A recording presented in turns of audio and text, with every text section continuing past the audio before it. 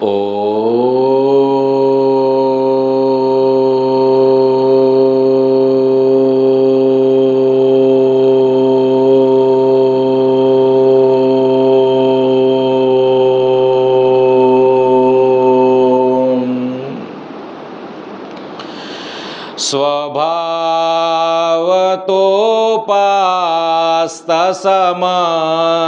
स्वभावतोपास्तसमस्तदोषम्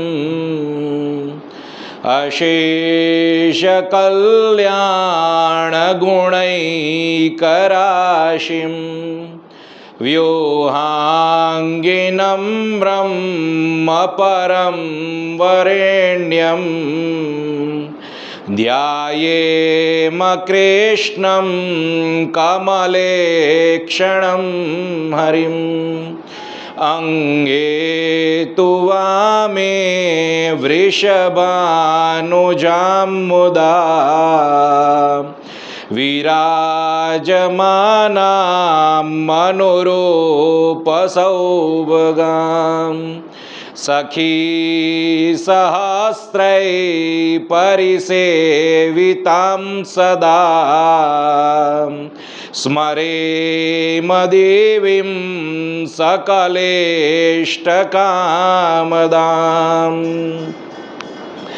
जन्माद्यस्य यतोऽन्वयादितरत् शार्थेष्वभिज्ञः स्वराट् तेने ब्रह्महृदाय आदिकवये मुह्यन्ति सूरयः तेजो वारिमृदां यथा विनिमयो यत्र त्रिसर्गो मृषा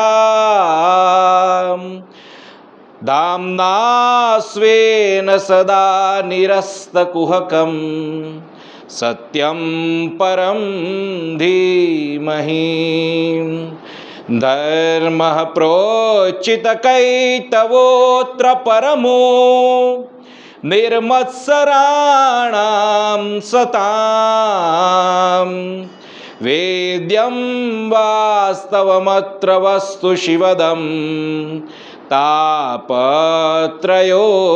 तापत्रयोन्मूलनम् श्रीमद्भागवते महामुनिकृते किं वा परैरीश्वरः सद्यो हृद्यवरुध्यते त्रिकृतिभिः शुश्रूषुभे तत्क्षणात् निगमकल्पतरोर्गलितं फलं शुकमुखादमृतद्रवसंयुतं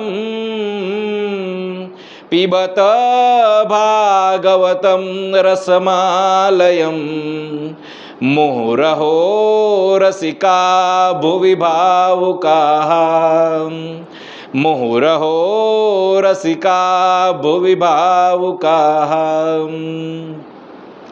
यं प्रवजन्तमनुपेतमपेतकृत्यं द्वैपायनो विरहकातर आजुहाव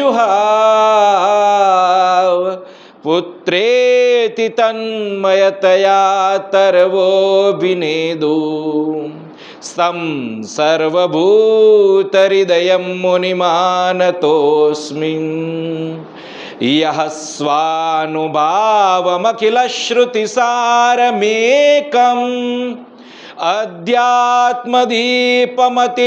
तितीर्षतां तमोन्दं संसारिणां करुणयाः पुराणगृह्यं तं व्याससूनुमुपयामि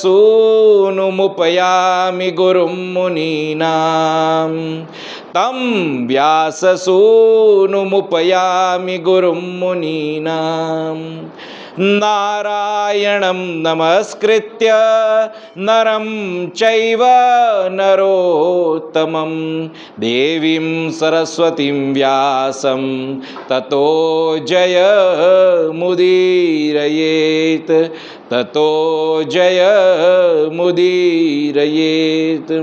नमः परस्मै पुरुषाय भूयसे सदुद्भवस्थाननिरोधलीलया गृहीतशक्तित्रितयाय देहिनाम् अन्तर्भवायानुपलक्ष्य वर्त्मने भूतैर्महद्भिर्य इमा पुरो विव निर्मायशेते यदमुषु पुरुषः भुङ्क्ते गुणान् षोडश षोडशात्मकः सोऽलङ्कृशिष्ट भगवान् वचांसि मे। ॐ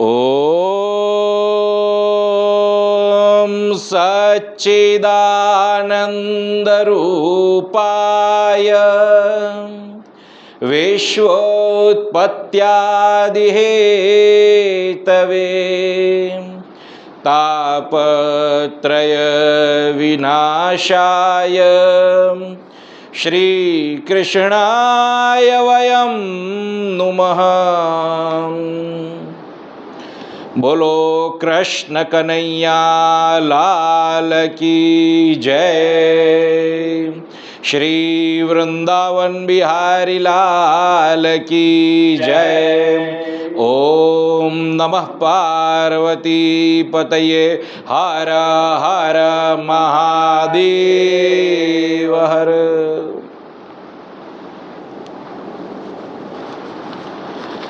भजन कर लेते हैं।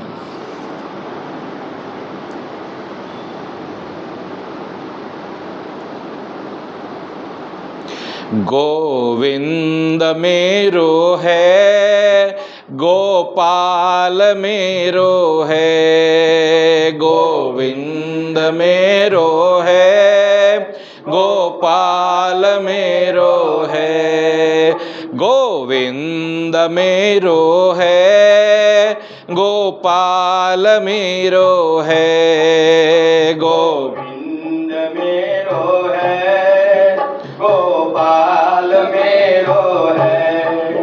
जय जय राधा रमण गोविंद मेरो है जय जय राधा रमण गोविंद मेरो है गोविंद मेरो है गोपाल मेरो है गोविंद मेरो है गोपाल मेरो है गोविंद मेरो है गोपाल मेरो है गोविंद मेरो है गोपाल मेरो है। जय जय हरे कृष्ण गोपाल मेरो है जय जय हरे कृष्ण गोपाल है गोविंद मेरो है गोपाल मेरो है गोविंद मेरो है गोपाल मेरो है।